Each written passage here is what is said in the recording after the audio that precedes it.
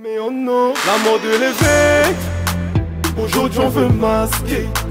Beaucoup de projets qui aujourd'hui ont foiré. Après l'école c'est chaud, la jeunesse est fauchée. Ils gaspillent tout notre dos pour une canne qui va foirer. Mais qu'est-ce qui n'a pas marché? Qu'est-ce qui n'a pas marché? Chers téléspectateurs de JMTV+, bienvenue dans le Bœuf Politique, le dernier de la semaine. Nous allons maintenant parler politique camerounaise, peut-être pas dans sa globalité, on effleurera ça et là, mais c'est surtout le MRC, le mouvement de la Renaissance du Cameroun, qui va nous intéresser durant cette émission. Sachez surtout que en ce moment, je suis à Montréal, comme certains d'entre vous le savent. J'ai donné la parole à tout le monde. J'ai invité M. Emmanuel Dia, responsable du RDPC à Montréal, sur mon plateau. Je l'attends toujours comme les chrétiens attendent Jésus. Il n'est pas venu. Il m'a passé un coup de fil. Il m'a fait des promesses. Il ne vient pas. Donc, n'allez pas demain dire que moi, faux est devenu opposant. Il donne la parole qu'aux opposants. J'ai donné la parole à tout le monde. D'abord au RDPC qui n'est pas venu. Mais maintenant, je donne la parole au MRC. Voilà. Et pour parler du MRC, c'est son nouveau responsable à Montréal, donc à Québec peut-être, qui va nous en parler, Maurice Guépé. Bonjour. Vous tombez la casquette de l'écrivain, vous prenez celle du politicien maintenant. Oui. Comment ça va? Ça va très bien. Très très bien. Oui. Bon, samedi dernier, nous étions le 16 février et il s'est déroulé quelque chose à Montréal. Vous m'avez convié à couvrir cet événement-là, c'était l'élection du bureau. Du bureau de la Fédération communale du Québec lors d'une assemblée générale élective. Oui. Tout à fait. Donc, chers téléspectateurs, regardons cet élément, comment se sont déroulées ces élections-là.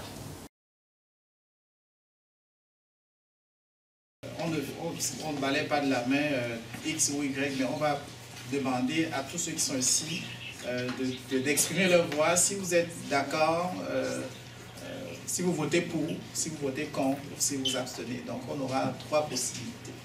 Alors, on va commencer par ceux qui sont pour, ceux qui votent pour l'équipe de M. Guépé, qui lève la main, tout simplement. Je pense que M. Cyril va faire... Je vais me permettre de compter 1, 2, 3, 4, 5, 6, 7, 8, 9, 10, 11, 12, 13, 14, 15, 16, 17, 18, 19, 20, 21, 22. Est-ce que madame, votre main levée? C'est ça, 23. Sauf erreur, je compte 23. Contre. Une voix. Une voix. Et ceux qui s'abstiennent. Ceux qui s'abstiennent en dehors des membres de l'Ontario. Ok, je compte 2. Qui s'abstiennent 2. Permettez-moi quelque chose.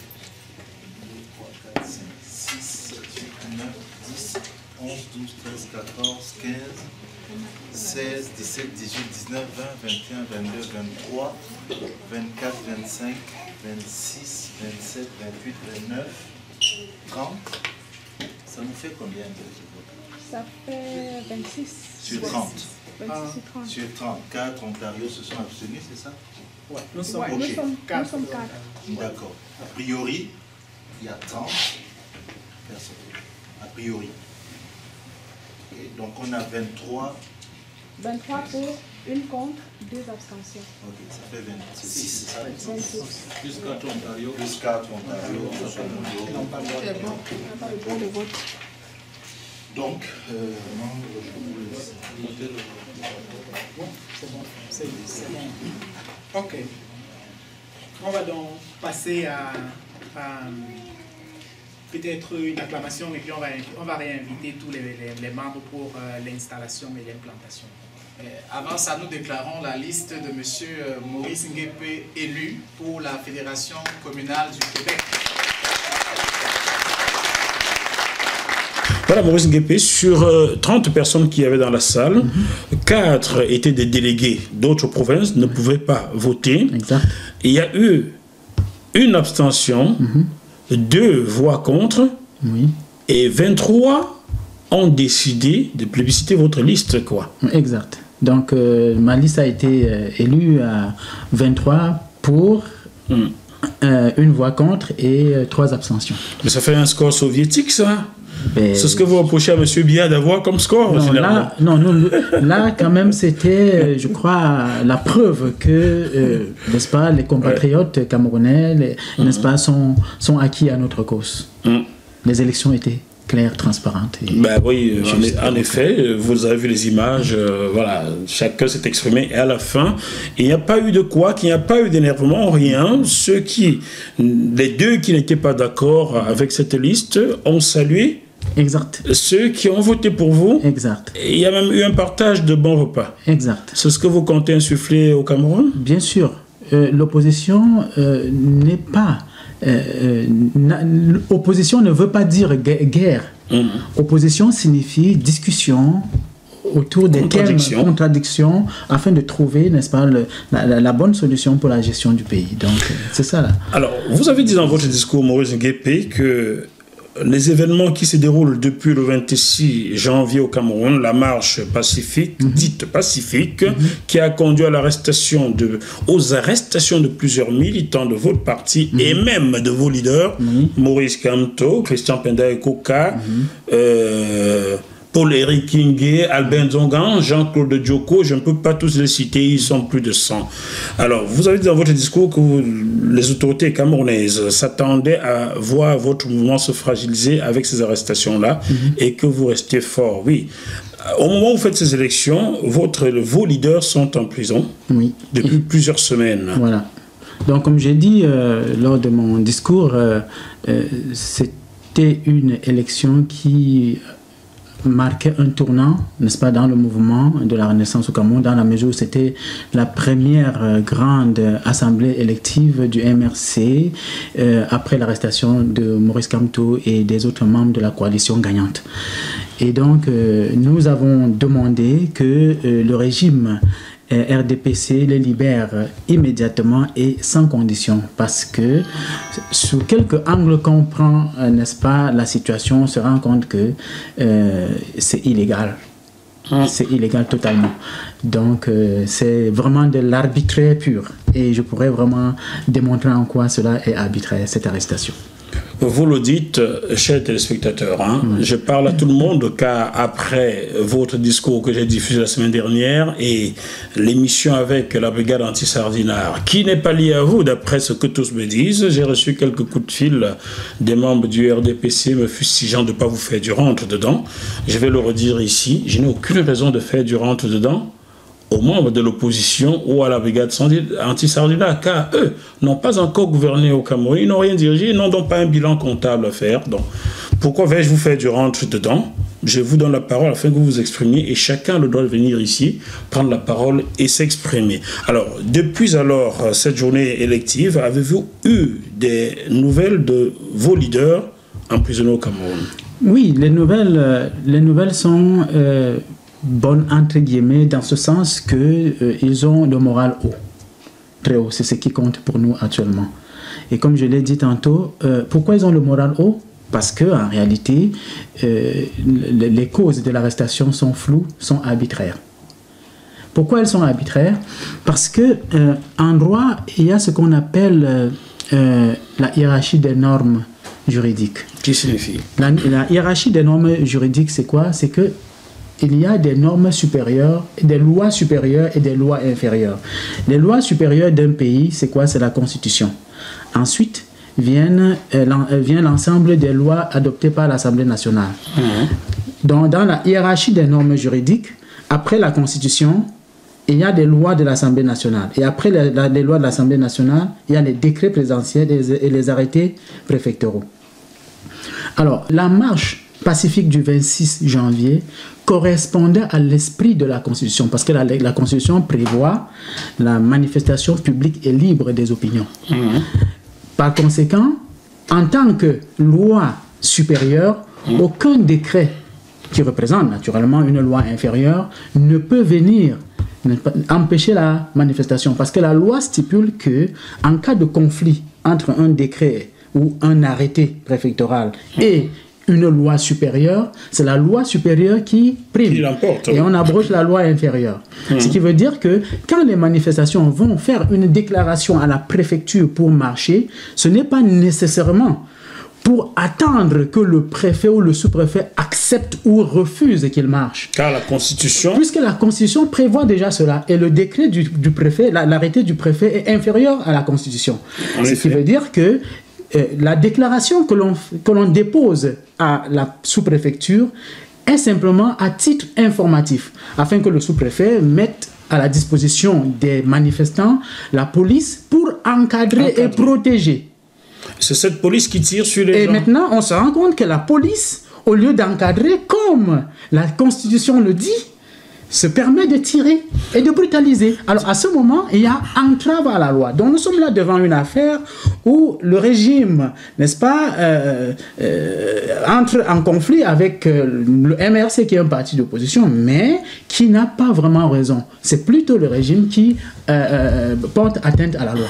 J'entends des gens, des membres d'une certaine opposition, je vais en citer un ici car je le connais, il est venu en émission chez moi déjà, Abel Elimbi Lobé, qui tient des propos qui m'effarent un peu au vu de ce que vous me dites. Pour M. Abel Elimbi Lobé, puisque la marche était interdite, il ne fallait pas la faire. Non, la marche, comme je l'ai dit tantôt, le décret ou alors l'arrêté préfectoral est une norme inférieure sur le plan du droit et ne peut en aucun cas remplacer la norme supérieure qui est inscrite dans la Constitution. On peut même aller beaucoup plus loin. À l'échelle internationale, lorsqu'un pays ratifie une convention internationale, cette convention-là devient la norme supérieure par rapport à la Constitution du pays. Ça veut dire quoi? Ça veut dire que si le Cameroun a ratifié la Déclaration universelle des droits de l'homme et que cette Déclaration des droits de l'homme indique ou bien permet à une population, à un peuple, n'est-ce pas, de manifester librement ses opinions, en empêchant le peuple à le faire, le pays, l'État en question, rentre en contradiction avec une charte qu'il a ratifiée à l'international. Tout à fait. Qu'est-ce que cela veut dire? Cela veut dire que, sous quelque angle que l'on prend la situation, au niveau de la Constitution camerounaise, le MRC a eu raison de marcher. Au niveau de la Déclaration universelle des droits de l'homme, il a eu raison de marcher. Au niveau de la charte de l'OADA, qui est la charte africaine, que le Cameroun a également ratifiée, le MRC a également eu raison. Donc, comme je l'ai dit, voilà la hiérarchie des normes juridiques. Mais comment expliquez-vous le fait que les autorités camerounaises oublient d'avoir ratifié toutes ces conventions-là et mettent aux arrêts vos leaders et leurs partisans? Voilà, c'est ce que je dis. Il n'y a rien à expliquer là. Parce qu'en réalité, regardez par exemple ce qui se passe ailleurs.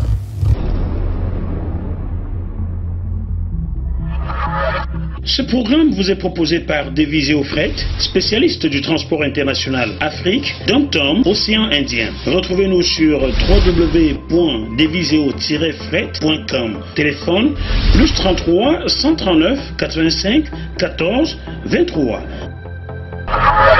Prenons l'exemple des marches qui ont eu lieu depuis le hold-up électoral. Les marches qui ont eu lieu à l'extérieur du Cameroun. Il y a eu zéro. Il n'y a jamais eu, non, c'est pas ce que je veux dire. Je veux dire, il n'y a jamais eu interdiction de ces marches en France, en Belgique, en Allemagne, au Canada, aux États-Unis, partout. Pourquoi? Il y a même une autre ici à Ottawa. Il y a même eu les casses de la basse en France. Mais cela n'a pas empêché que les Camerounais continuent à marcher. Le gouvernement français n'a pas interdit les marches des Camerounais après la descente de la basse à l'ambassade. Non. Pourquoi? Parce que la marche pacifique pour l'expression des opinions est inscrite dans la Constitution française. Donc, en aucun cas, un préfet français ne peut les interdire. Ne peut l'interdire, ces marches. Donc, ce qui veut dire que ce que le gouvernement camerounais fait, à ce niveau-là, ne répond à aucune logique sur le plan du droit. À aucune logique. Dites-moi, durant cette marche au Cameroun, y a-t-il eu des casses? Il n'y a pas eu de casse. Et c'est ça. Est-ce que le gouvernement camerounais déplore une quelconque casse? Aucune casse. Aucune casse. Et c'est là le problème. Parce que si au moins, n'est-ce pas, il y avait eu des casses de la part des manifestants, on aurait compris. Le président élu, Maurice Kamto, avait bien dit, allez à la marche, main nue. Si on vous offense, ne répondez pas. Et il n'y a jamais eu de réaction de la population camerounaise devant la brutalité de l'armée. Alors, sur ce plan... même s'il y avait eu des casses en France, ici, il y a des marches des Gilets jaunes depuis le 17 novembre dernier. Et ça fait plus de 3 mois. Oui. Il y a eu des casses, mais ce n'est pas pour cela qu'on a interdit des marches. Non, on n'interdit pas les marches, puisque c'est prescrit par la Constitution. Bon. Est-ce que vous voulez parler à Maurice Guépé et que le Cameroun prend des lois que ces autorités ne respectent pas? Oui, bien sûr. Le Cameroun a des lois que les autorités ne respectent pas. Et on peut aller plus loin. Les autorités camerounaises sont hors la loi. Hors la loi. Regardez simplement au niveau des arrestations. On arrête des gens à Tchang, à Bafoussam, à Douala.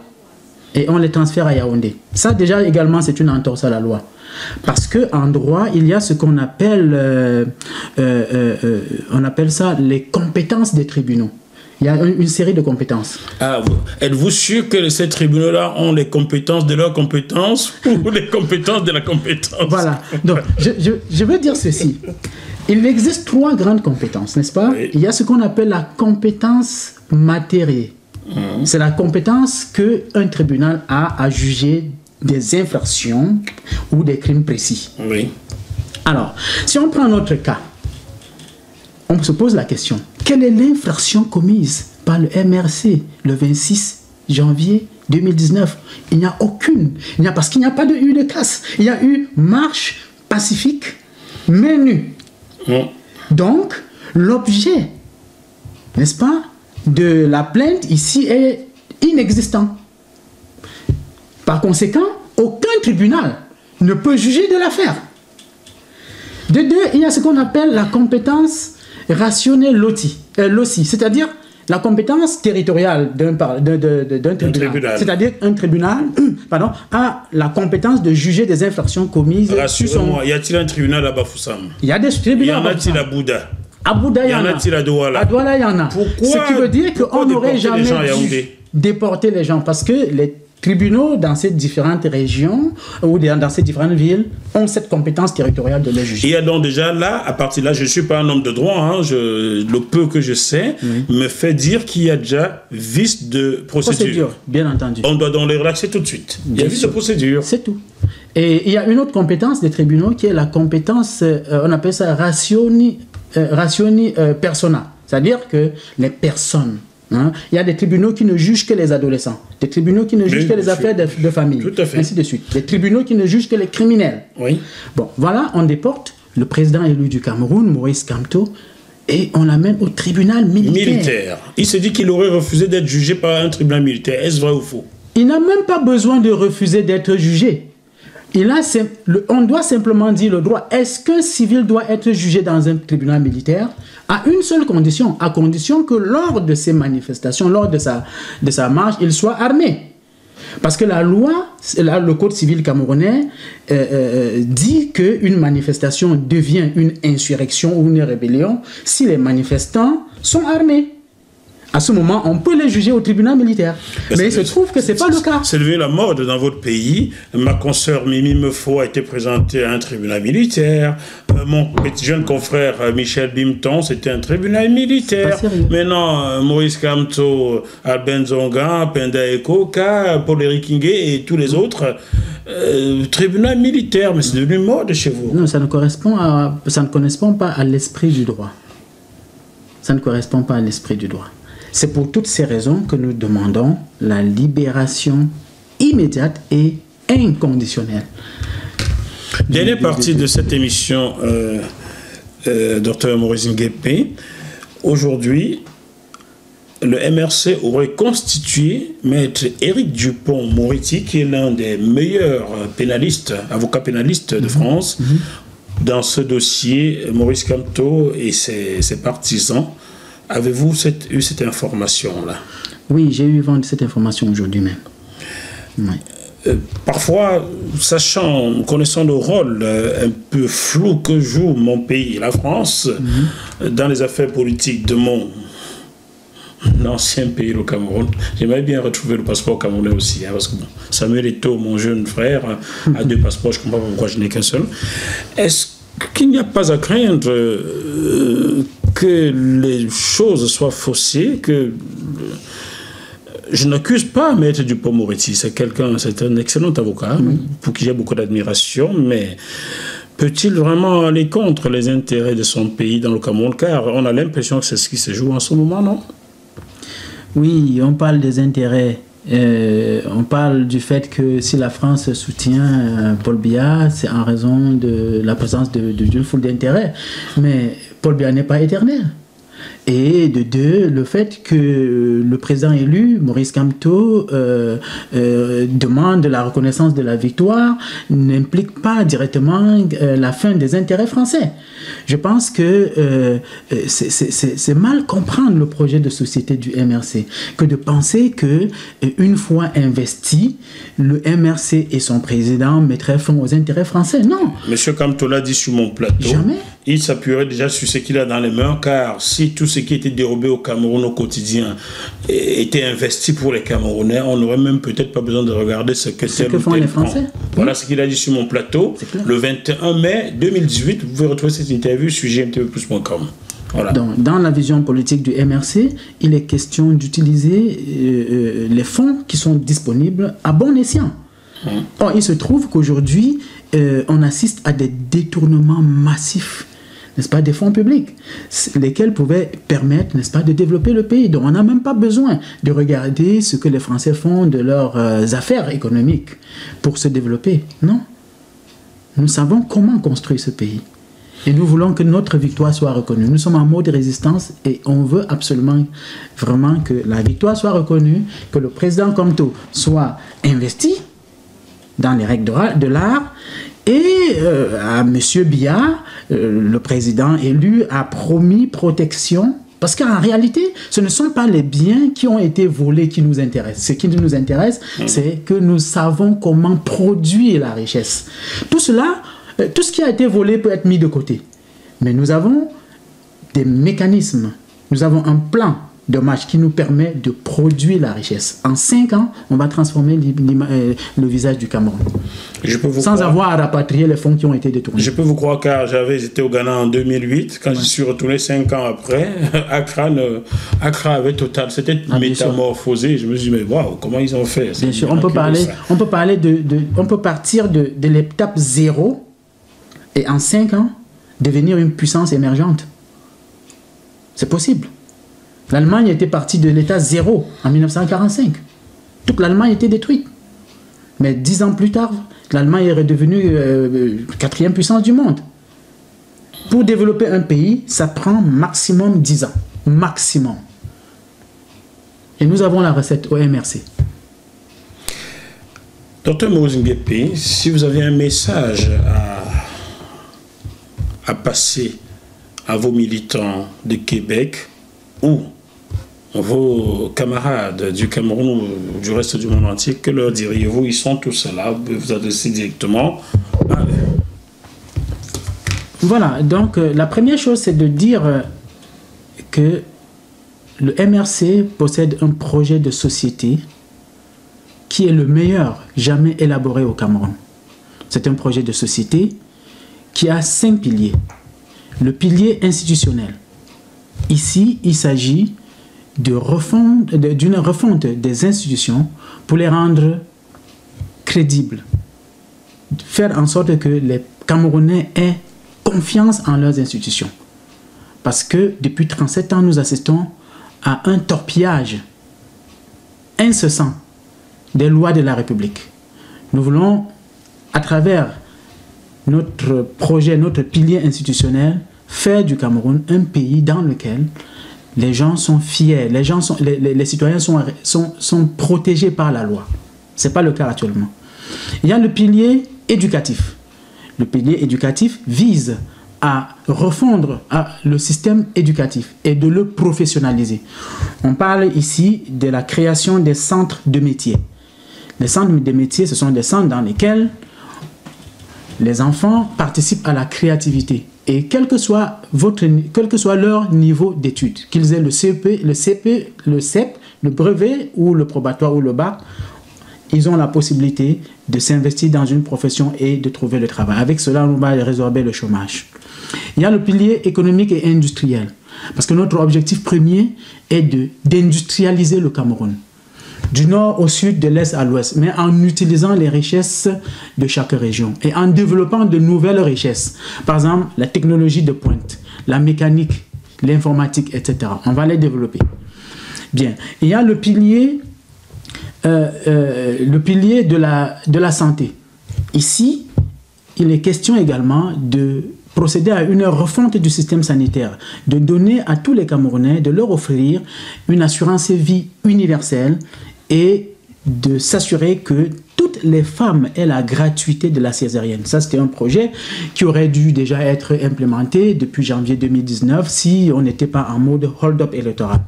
Et enfin, on a le pilier de la solidarité nationale. La solidarité nationale implique, n'est-ce pas, une relation entre les diverses communautés, parce que nous savons tous que le Cameroun a une foule d'ethnies. On va créer un système tel que, entre les différentes ethnies, entre les différentes communautés ethniques du Cameroun, il y ait une certaine cohésion. Mais la solidarité ne s'adresse pas simplement sur le plan horizontal à ces ethnies-là, à ces communautés ethniques, mais également sur le plan vertical aux enfants de la rue qui sont abandonnés et dont l'État devra, n'est-ce pas, s'occuper en développant, en élaborant, n'est-ce pas, un projet, en créant un institut de protection de l'enfance, mais aussi aux femmes, n'est-ce pas? Parce que les femmes au Cameroun sont marginalisées. Elles sont rendues minoritaires alors qu'elles sont les plus nombreuses.